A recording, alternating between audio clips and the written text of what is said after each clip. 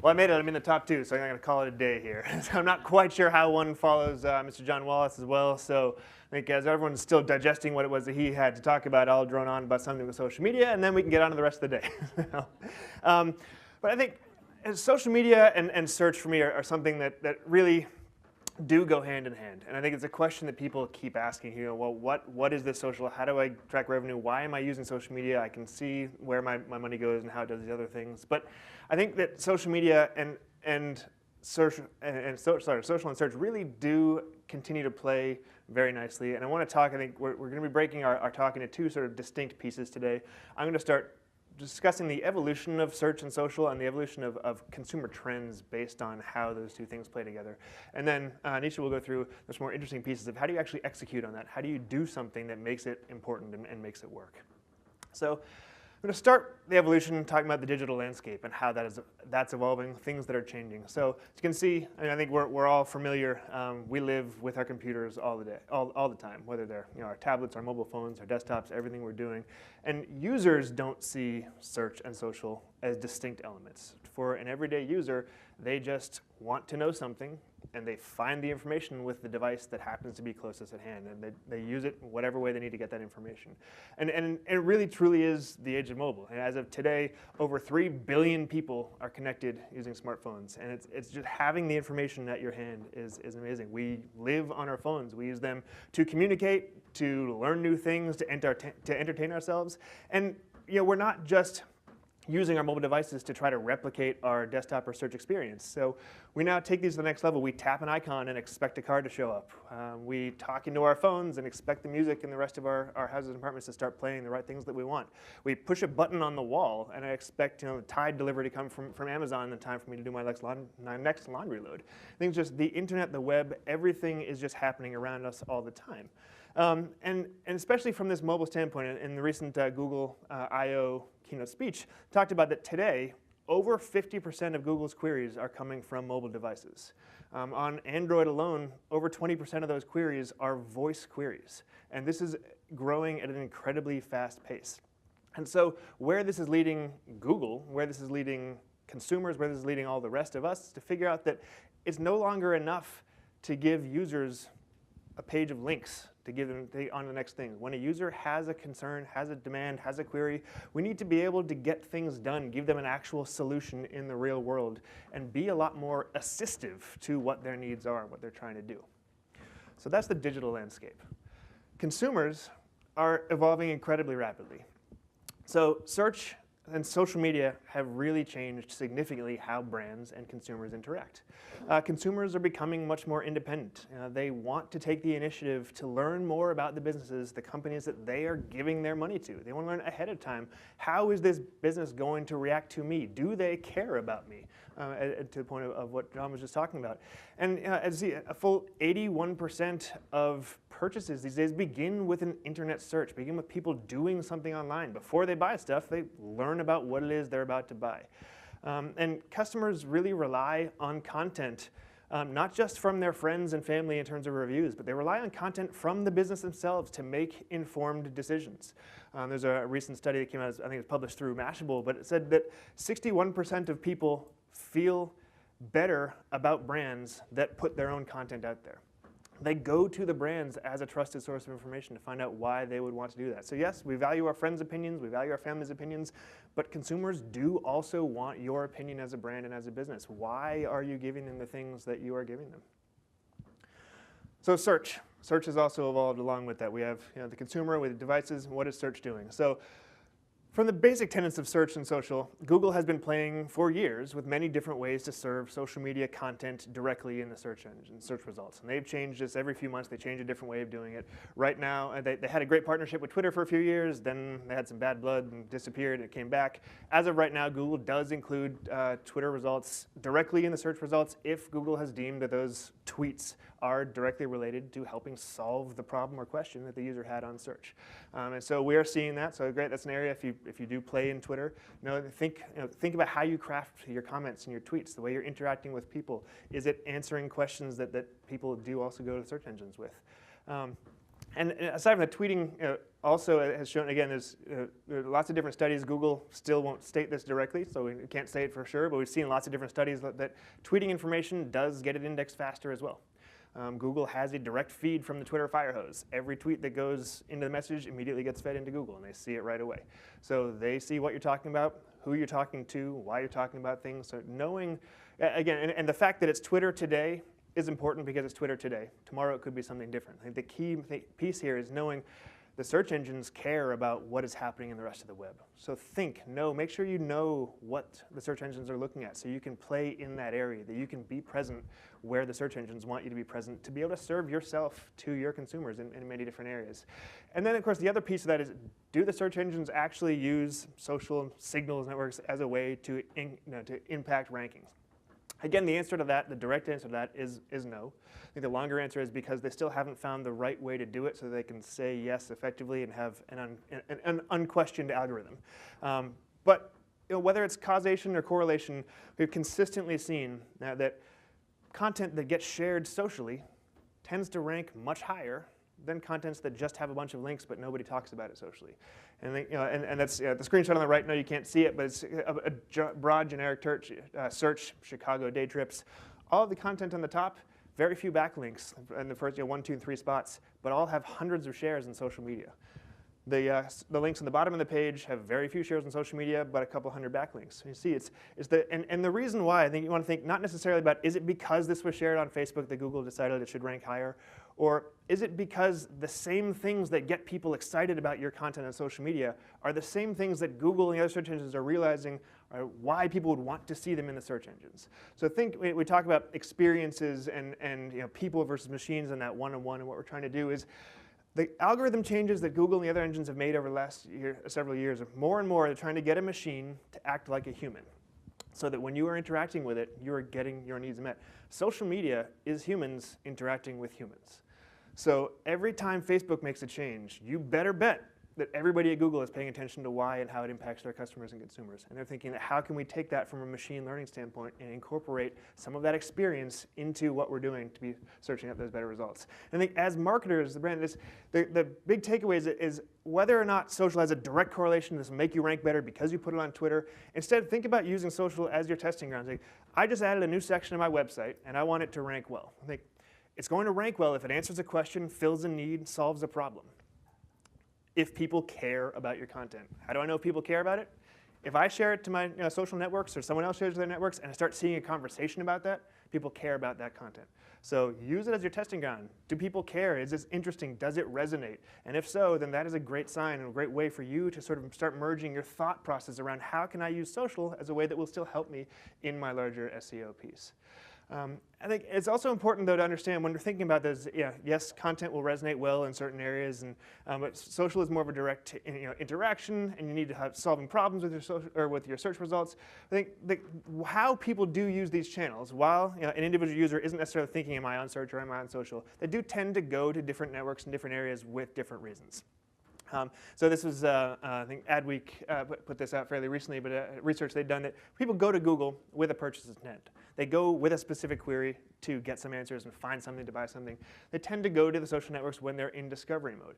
So, but think about how you serve your content. I think as Bill was speaking to earlier, if you have a landing page, you serve up your PPC content, but it doesn't answer the question that the user asked when they put in there, you're kind of missing the boat. So think about, yes, you need to have your right landing page that fills the need so that Google can find it. But then when you talk about that, when you get that out there to different networks, make sure you're leading it, adding the content around it that answers the question or drives the interest, so that then fills it when they actually do click and get into that information.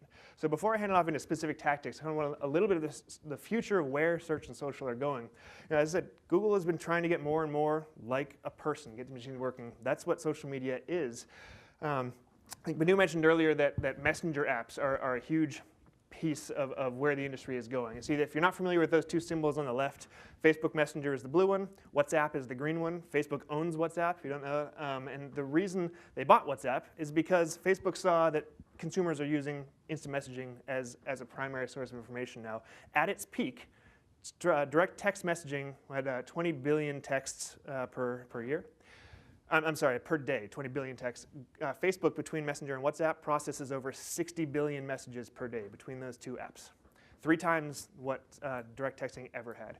Allo is Google's new text platform that they're building their assistant into. And really where this all comes together, what Facebook's doing with Messenger, with WhatsApp, what Google's doing with Allo, is they're connecting the assistants, bots, messengers inside those apps so that when you have a conversation, the systems will recognize your phrases, your questions, your queries, and return results from different parts of the web right within your chat window. You have a question about a movie, they show 5 movies near you, search times, allow you to click to buy the tickets right there. You want to know about a restaurant, they have restaurants in the area. You ask it, like, oh, hey, where are you? You're having a chat, and where are you looking to, it's XYZ restaurant. Google will pull up a little map with directions because that's going to be your logical next click is if I ask where you are, I probably need to go meet you. These aren't future far away, these are right now, this is what they are doing. They're combining my needs, my search, my requests in with my everyday conversations and my interactions. So with that, I will hand it off to Nisha to talk about what we can do in social to execute on these tactics. Great. Thank you. Thank you. So I'm going to walk you through some best practices, but before we do that, I want to just first talk about the rising usage on these platforms. So just by a show of hands, how many of you checked a social media channel today? Yeah, that's pretty common. Just on Facebook alone, there's 1.65 billion users monthly, and of those users, 70% come back daily, and often more than once a day. And all the platforms are continuing to grow, so this is a place that we need to be. If we're not there, our competitors are definitely there. So how do you reach all these people? What's the first step? And that's always the biggest challenge. So the first step is really creating a content strategy, understanding what are you going to talk about and how are you going to get your message out there. So, I'm sure you've heard that adage, being on social media is like being at a party. You don't want to just talk about yourself, and we definitely believe that. But I want to take it a step further for the hospitality industry and think, being on social media, it should be an extension of your front desk. So what are your, what's your concierge or your front desk employees telling guests where they should eat, what they should do, what's around the area that they can't miss? And those are the things that you should definitely talk about in your social channels. So at Milestone, we break it down into 3 different areas. Events and local happenings, so things that you can do in the area, music, conferences, things that people are going to travel here for. Like this weekend, we have Lollapalooza going on, so people are going to be coming in for that. It's a great thing to write about in your social channels. And then evergreen topics. So this is things to do in the area, beaches, hiking, stuff like that, that are going to attract people and that they're going to want to do when they're at your property. And then the last piece, of course, is talking about the property itself. But it really should be a good mix of content. The other thing that we believe really strongly in, and this ties into what Mike was talking about earlier, is information is being shared within social channels, within WhatsApp, within all these different places. So you can control how you look, what your presence looks like when you're out there. So you can create these, you can add these open graph tags on your website, and that way you can control the image. So you can see here, this is an image that was being shared on Twitter. You can control what the image looks like and what the content looks like that's being shared out. And there are tools out there, and we'll be talking about one later, where you can actually see which pages on your site are getting the most shares. And those are the ones you really want to spend some time and put these tags on. So I know Benu talked earlier about algorithms. I'm going to talk about them too from a social media standpoint. They have become a necessary part of the equation because if you think about how much activity, we just talked about how much everybody's checking social, but every minute there's so much activity going on. So 31 million Facebook posts are shared every minute. 347,000 tweets are sent out every minute. 48,000 Instagram posts are updated every minute. So there's a lot of activity happening. Not to mention on YouTube, 400 hours of video uploaded every minute. So we have to have something to control the content because it's becoming too much. Each person has, on average, at least 150 friends, though I think that that's pretty low. I'm sure it's a lot higher than that just on Facebook alone. And they follow at least 20 brands. So when you think about all that activity competing for space, algorithms have become part of the equation. And for Facebook specifically, and I'm going to talk more about that just because that's the largest channel, is just last year or so they started prioritizing publisher posts because they wanted to be the place where you got all your news. And what they found is that over the year that they did that, 21%, there was a 21% decline in people sharing personal posts. Now it's probably a combination of a lot of things where some Facebook became big, so people started sharing in smaller areas, but they still check Facebook all the time. But the other thing is that publisher content became a bigger thing, so users adjusted how they use the content. So now, like last month, they decided that we're going to take a step back from this. We're going to prioritize personal posts and from people, and they really want to get people using the platform as much as they used to for sharing personal updates.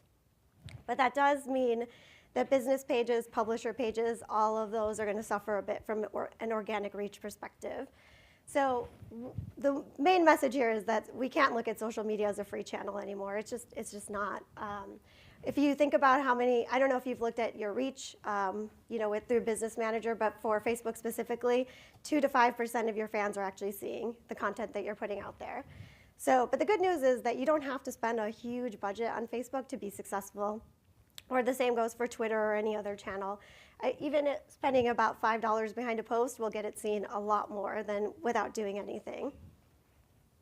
So here's an example of a post we did for one of our clients. Now this spend was a little higher, but you can easily replicate this with $5 or $10 behind a post. But we saw engagement increase, we saw huge increases in reach, and we even gained some new fans along the way. But ultimately what you want to do with your social media efforts is it really should be part of your larger plan. It should be incorporated into everything else you're doing. So it should be incorporated with your website. It should complement the things that you're talking about on your site. And it should be incorporated with your paid efforts as well. So this is an example of a sweepstakes we ran that was cross-promoted on the website, on social channels, and also had some paid support. And we saw really fantastic results from that. We saw an increase, like I said, with the last one, increase in fans and increase in engagement. But the other thing that was really great is that we saw an increase in traffic to the website, which is really what we want to see. So we saw a 9.2% increase in traffic, and we also saw a 7% increase in users and visitors to the site. So, our goal with social is definitely to create engagement, to be top of mind, but it's of course always to bring them back to the site to convert. And here's another really cool sweepstakes that we did with Anzu, which is in the Hotel Nico. And we saw it was really about Instagram. So one of the main things that we've seen on Instagram is that people like to share pictures of their food. So we took this learning and we worked with their team to create a sweepstakes where if you took a picture of your food and you used a hashtag and followed Anzu, then you could win different prizes. And so with this, we were able to really increase the Instagram followers tremendously, and we were able to reach a lot of people. And by the end of the campaign, the cost per engagement was really low. So there's a lot of really cool stuff you can do with social, just trying to figure out how are people using it and how does it relate to what you're trying to accomplish. So now that we've talked a little bit about the groundwork, I want to get more into social trends. There's a lot, this space is constantly changing, and so it's something that we should definitely look at. Live video. So video has been growing in popularity just over the years, but live video really opened the doors in a big way. So this launched, I think, earlier this year on both Facebook and Twitter. And has anyone used live video here yet? Yeah. So this is launched in a big way, and what they've found is that having just had this up for a few months, they saw that people were 3 times more likely to watch live video than they were a video that was no longer live. So this is really working, and what they're saying is that if you do live video, it's going to appear higher in the search or in the news feed because they know that people engage with it. The other thing, and this goes along with the visual content, the importance of visual content on social channels is Facebook's also introduced 360-degree photos, so you can actually share a panoramic photo of your pool or something that's happening on property, and people can actually engage with it by scrolling through and seeing the whole thing. I actually saw an ad for an airline that was using this 360 technology, but they were also narrating in the background, so it felt more like an ad, but it felt like an ad that you could kind of control and see what you wanted to see and when you wanted to see it. Facebook events, have you seen these appear more in your news feed? Because they're definitely becoming more important to Facebook, and it's a way to get people to, to connect people with the things that they want to do. So, if you're doing an event on property, if you're hosting something, this is a great way to get more attention and traction Facebook has also said that they're going to start curating more events by people rather than algorithm, because they really feel like it seems like they're really investing in this. If you go to Facebook on your mobile app, you can look at events, and in your area, they'll give you recommendations. They'll tell you what events your friends are going to. So they're really investing in events and connecting people to events that are happening. And then Facebook beacons. I'm assuming most of you have a beacon, but if you don't, it's the little white contraption there. And it connects to your hotel's Wi-Fi. And when people come to your property and they're on Facebook, they'll be served with a welcome note that you can customize, and they'll be able to see, they'll be encouraged to like your page, to check in, and then they can see, content from other people that have tagged you in posts. This is a really fantastic way to engage with people on site. If you don't have one, you should definitely get one. For all the Milestone social media clients, we have requested them. The only thing with Facebook beacons is that there's no real rhyme or reason on how they're distributed. So right now they're only available in the US, and they don't really tell us when they're coming. So it's just kind of a nice surprise when either they pop in the mail or you get an email alert. But they're really a great way to engage. And then we couldn't end this trend section without talking about Pokemon Go. Obviously, it's really taken off. What's that? Oh, sorry. So I think this has 8 million downloads, but this morning I read that it was actually 15 million downloads. So it's broken all the records for the Apple Store in terms of downloads. So for those of you who don't know what it is, it's a game that you can play which takes you into, that puts a virtual world on top of your actual world, and you can go out and chase, Pokemon and collect them. But there are ways that you can integrate this into your strategy at your property. The first thing is to download the app and see if you have any Pokestops near you. And if you don't, you can purchase what they call lures for like a little over $1 an hour. So it's a very cost-effective way to engage people and bring people on site. And if you do this, then it's probably a great idea to have some kind of special or deal for people who are playing, rewarding people for engaging with your property in social.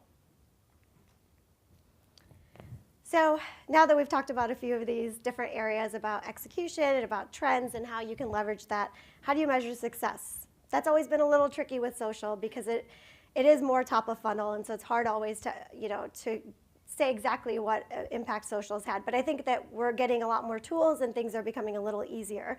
So the way we break it down here is we look at the social channels. How many fans and followers do you have? How many people are you reaching? How much engagement are you getting? And then we look at the site itself. How many people are coming to social and then eventually converting? And how many people are we driving to the site or to the blog directly from social media channels?